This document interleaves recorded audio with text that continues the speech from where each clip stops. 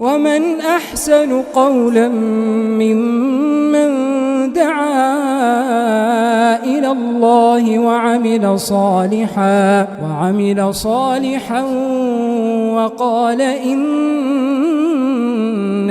من المسلمين. ولا تستوي الحسنة ولا السيئة، ادفع بالتي هي أحسن فإذا الذي بينك وبينه عداوة كأنه ولي حميم. وما يلقاها